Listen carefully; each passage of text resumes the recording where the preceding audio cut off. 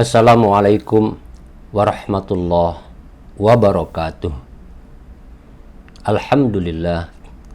Allahumma salli ala nabiyil hashimi Muhammadin wa ala alihi wa sallim taslima. Kawan-kawan sekalian, pernah nggak punya pengalaman mimpi nggak enak banget? Mimpinya itu ya bisa jadi seperti dikejar-kejar orang, tapi nggak jelas. Seperti berada dalam satu situasi yang susah, menakutkan, atau apalah. Mungkin juga berlari, dikejar sesuatu. Apa dikejar orang, apa dikejar hewan, yang itu sangat tidak mengenakan. Pas bangun,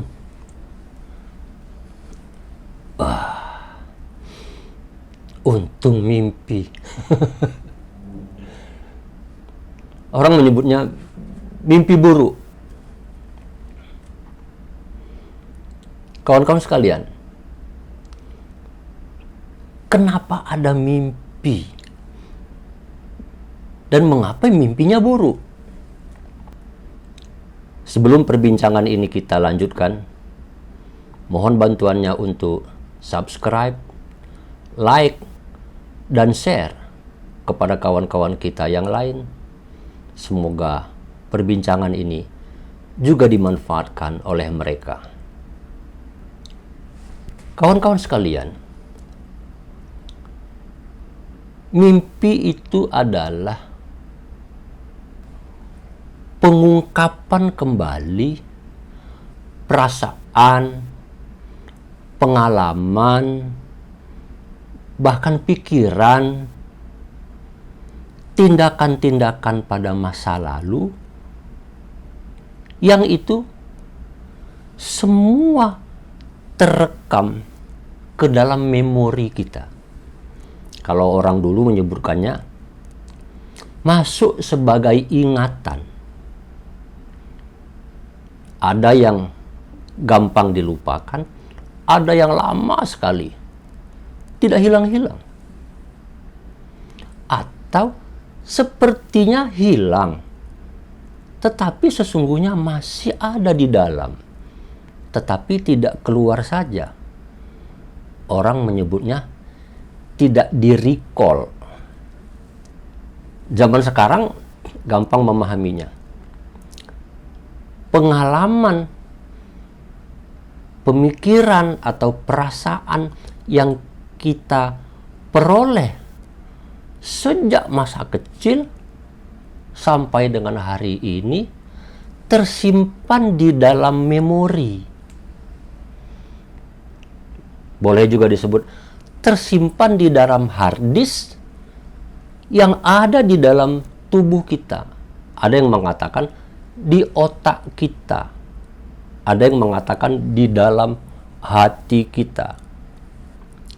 Pengalaman masa lalu yang sudah terlewatkan, yang terekam di dalam ingatan kita itu kadang-kadang teringat kembali. Oh iya, tiba-tiba saya ingat ya sama si Anu. Teringat kembali, terrecall. Tapi kadang-kadang recallingnya itu terjadi pada saat kita sedang tidur. Sigmund Freud antara lain yang pertama kali mengungkapkan teori mimpi ini adalah pengalaman kita waktu dulu pada waktu masih kecil itu ketika anak-anak termanifestasikan menjadi pipis. Tapi ketika tidur itu menjadi mimpi. Kalau pengalaman lalu itu yang bahagia, menyenangkan, itu biasanya sih gak ada masalah. Tapi yang kesel itu pengalaman masa lalu yang menyakitkan, yang tidak mengenakan, bangkit kembali, muncul kembali di dalam ingatan kita. Kalau munculnya di dalam ingatan ketika kita sadar, itu gampang kita kendalikan. Yang nggak enaknya kalau munculnya pada saat mimpi. Kawan-kawan sekalian, para ahli mengatakan bahwa mimpi itu adalah terungkapnya kembali residu, sampah,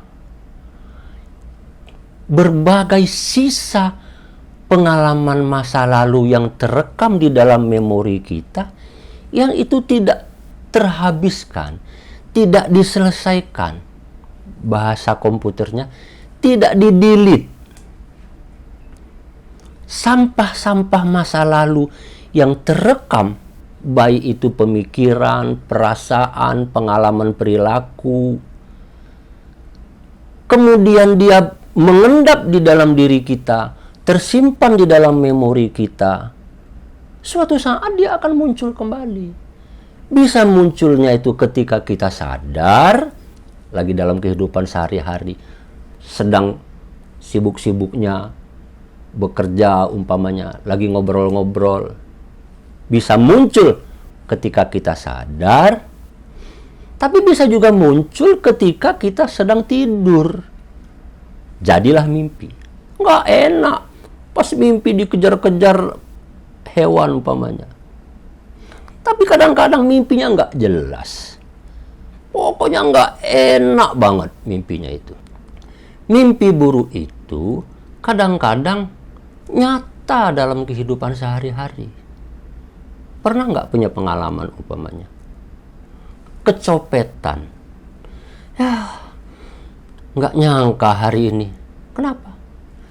Uang saya di dompet habis, berikut dompet-dompetnya dicopet orang.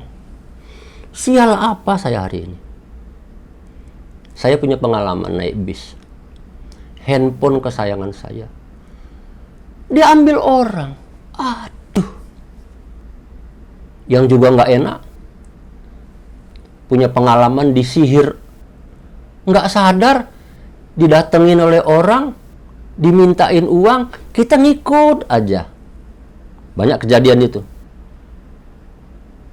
Namanya ilmu apa, ilmu pukau, apa ilmu apa gitu kan dia.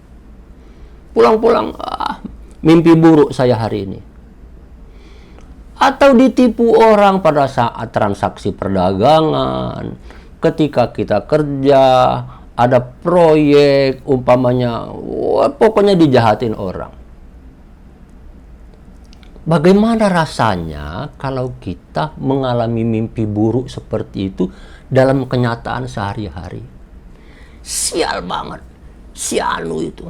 Sakit hati saya. Gara-gara dia, saya jadi begini. Kawan-kawan sekalian, di dalam kehidupan sehari-hari, banyak sekali pengalaman kita merasakan orang mencelakakan diri kita. Orang berbuat tidak baik, tidak sepatutnya kepada diri kita. Orang yang justru menyakiti hati kita. Padahal kita sudah baik sama dia, tapi dia membalasnya dengan menyakiti. Perbuatan salah yang dilakukan oleh orang lain terhadap kita itu, betapapun itu membuat kita sakit hati. Perbuatan dosa yang dia lakukan sesungguhnya. Tindakan tidak pada tempatnya, melanggar norma-norma masyarakat, apalagi melanggar nilai-nilai agama. Itu bukan hanya tindakan buruk, tetapi itu sebuah dosa. Kita sakit merasakannya. Bagaimana sebaiknya terhadap itu? Kawan-kawan sekalian, ajaran agama Islam kita menganjurkan sekali agar kita memaafkan kesalahan orang lain.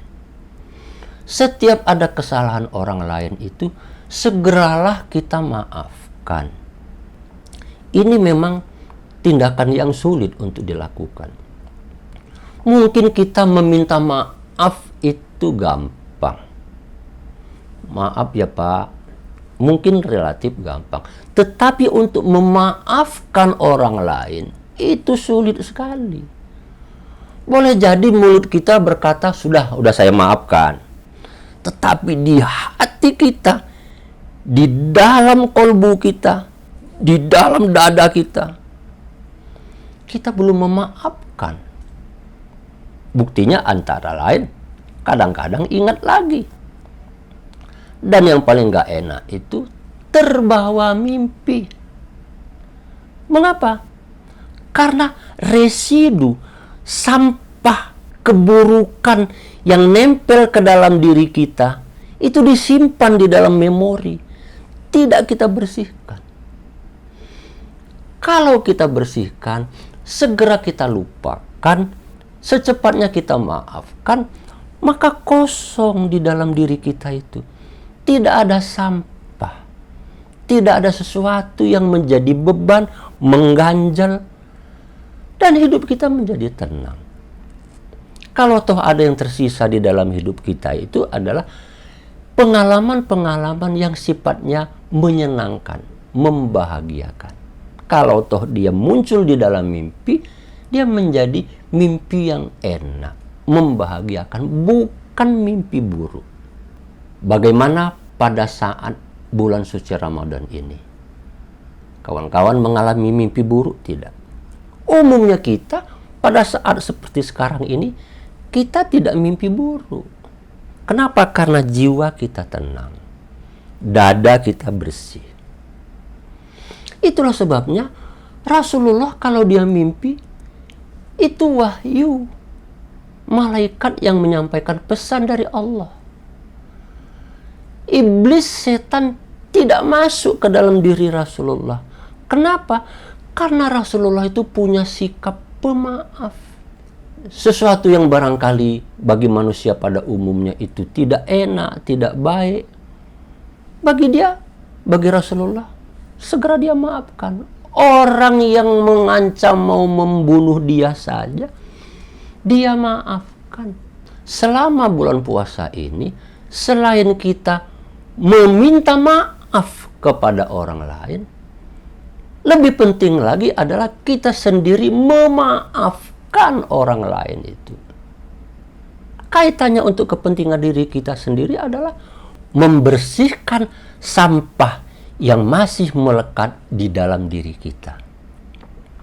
Apabila di dalam diri kita itu sudah bersih, sampahnya sudah didilit, residunya sudah tidak ada lagi, maka mudah-mudahan mimpi-mimpi buruk itu juga tidak pernah ada lagi. Baik mimpi buruk yang kita alami pada waktu tidur, dan lebih-lebih lagi mimpi buruk yang kita alami nyata dalam kehidupan sehari-hari. Terhindar dari penipuan, perampokan, orang berbuat jahat sama kita, diperlakukan secara tidak adil, disikapi oleh orang lain tidak sebagaimana mestinya. Itu mimpi-mimpi buruk yang mudah-mudahan kita dapat menghindarinya. Sebuah pemikiran, sebuah renungan yang patut dicamkan oleh kita semua pada bulan suci Ramadan ini. Terima kasih atas perhatiannya. Mudah-mudahan bermanfaat. Wassalamualaikum warahmatullahi wabarakatuh.